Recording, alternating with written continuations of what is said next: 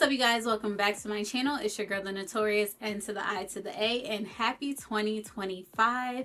In 2024, I reviewed 9 fragrances here on my channel. And before we get into the fragrances for 2025 and what catches my eyes and just new reviews, I want to do a ranking of the fragrances that I reviewed in 2024, just so we could see what stayed in my collection, what got decluttered, and just what I've been loving last year before we get into that new. So if you're interested in seeing what made the cut, just keep on watching. Definitely go back and watch these videos to hear my in-depth review on these fragrances, but I'm just going to give a brief synopsis of each one just to tell you why it made it or why it didn't. The first fragrance that I reviewed in 2024 is actually in my number 9 spot, and that is Tom Ford Vanilla Sex. Vanilla Sex was not at all what I expected it to be. It kind of just gave me if you were to put a vanilla plug-in in a funeral home, and that was not my vibe at all. So it was out of here immediately. If you want to smell like a vanilla scented funeral home, then it's the perfect fragrance for you, but it wasn't for me. Next up, in my number 8 spot, we have Define Me and Sniff by Steph Nearly Noon. I had such high expectations for that fragrance, and it disappointed me so bad, and I couldn't even stand to have it on my skin. So I knew it was really a hard miss for me, unfortunately. So I really wanted to love it, but it just did not. It was not what I expected. It did not make the cut for me. In my number 7 spot, we have Vanilla Vice by Sniff.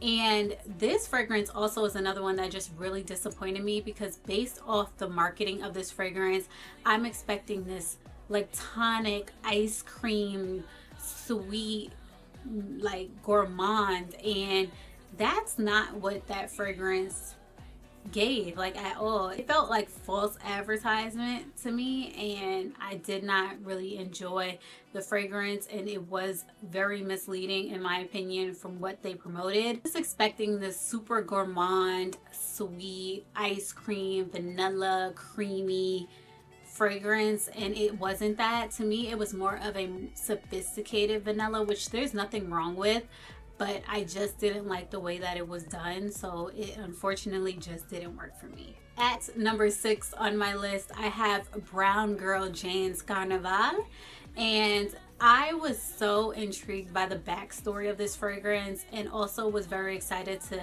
maybe introduce a fruity gourmand into my collection, but this fragrance didn't quite get it for me. It just leaned a little bit too musky for me. I would prefer for it to lean in a more gourmand direction, but it wasn't a bad fragrance. I did kind of like it, but I knew that I wouldn't wear it, so there was no point in keeping it in my collection. Now, number 5 may surprise a lot of you guys, because a lot of people really love this fragrance, and they have been really hyping it up towards the end of last year, but that would be Kayali's Yum Bougie Marshmallow. I am a fan of Yum Pistachio Gelato, but when it came to Yum Bougie Marshmallow, I realized that I struggle with strawberry fragrances, and I kind of knew that already, but I just was hoping that the marshmallow would put through a little bit more. And it's not a bad fragrance at all. It's just really sweet. I prefer my sweet to be in a more vanillic way, so when it's sweet strawberry, it kind of just gives strawberry soda to me, and I don't want to smell like strawberry soda. So unfortunately, it wasn't something that I felt like I needed to hold on to, but I know a lot of people really enjoy that fragrance and have been enjoying that fragrance, but for me, it just wasn't top of the top of the top. 5 and 6 are really in that mid-range where I could wear it. It wouldn't excite me to wear it though, and it wouldn't bother me either. I'm just really in the middle. But we're getting into the ones that actually made the cut. In the number 4 spot, we have a body mist, and that is Fleur's Heavy Cream.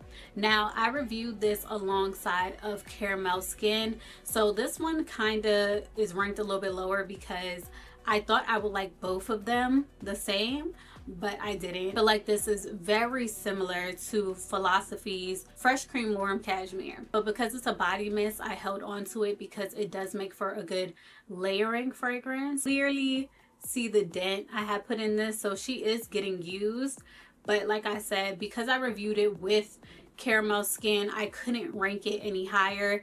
Also, it's a body mist, so I think that's also why it's ranked pretty low. And I'm really excited to show you guys the dents on these bottles, because I feel like a lot of times, you know, you hear positive reviews about a fragrance, but you don't get to see how fragrances work over time for somebody. And I think this is a great way to show that. So we will be seeing some dents in these bottles, because everything from this point on I do still have in my collection, so I am able to show you how impactful they actually have been. The number 3 spot, we have what I call my hotel lobby vanilla. This is Net Tape Vanille, and oh my goodness, y'all, this makes me feel so grown. A really nice summer vanilla. It has a tea note as well as a vanilla note, and for me that is absolutely just something unique that I didn't have in my collection prior. So I was really excited when I discovered this. It was something new, it was something different. This travel size is basically done. I do have a whole full bottle, so I think that also says a lot about a fragrance when you finish your travel size and you're eager to get the full bottle. Like, there's still some in here, but I definitely made sure I went ahead and ordered this because I didn't want to be without this in my collection. I just really, really adore this fragrance. Okay, we're getting down to our top 2 fragrances. In the number 2 spots, we have Zydag and Voltaire. This is her. This is the original. This is her. I told the story in my video how I was able to get this for a really good price, and I was super excited to have this fragrance in my collection because once I smelt it, I couldn't stop thinking about it. I like to layer this fragrance with heavy cream. I think this makes for a really nice pairing, and this really brings out the whipped cream note that is in this fragrance. I don't know if you guys could see the dent in this one. It's a little bit hard to see in this bottle, but about right here with this fragrance. So there is a pretty healthy dent in this as well. I really was loving this during the spring. And finally, my number 1 fragrance that I reviewed in 2024 is going to Sniff, and this is Heal the Way. This is such a comforting, nutty, warm fragrance. I absolutely love comforting fragrances, and I was initially using this fragrance to go to bed. It was so enveloping. I felt like I was wrapped in a blanket. It just made me feel so comforted to the point where I made it a bedtime scent. Can you guys see the dent in this bottle? Like, there's literally only this much of the fragrance left in here, which makes me kind of sad, but also it's really hard to finish a fragrance. This is semi-affordable.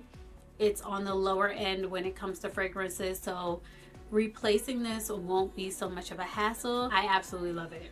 Everything that they wanted to invoke with this fragrance, they hit it spot on. I think it's number 1 with Sniff across the board. I also would like to do a honorable mention fragrance because it is bothering me that this is only 9 fragrances. Like, I just needed one more. I had a resolution to start diving into more niche fragrances instead of designer. At the top of the year, literally on the 1st or the 2nd, I went to Scent Bar. I had smelt a ton of perfumes. I felt like I was in heaven. I absolutely love going there now. I love the experience of just being able to discover. And the first fragrance that I discovered that day that I was like, okay, yeah, I want that in my collection. I don't have anything like that. I've never smelled anything like that. Was Italica by Casa Marati. And shout out to my friend Nisha because she is the reason why I own her. Every time I try to purchase this fragrance on my own, I couldn't.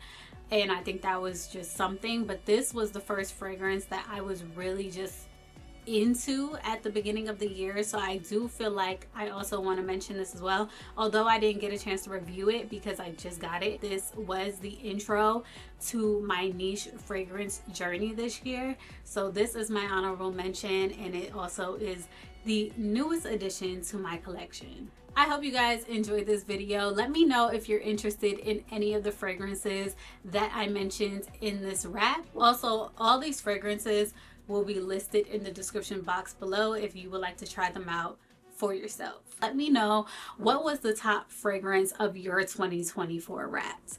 I hope you guys enjoyed, and I will see you guys in the next video. Happy New Year!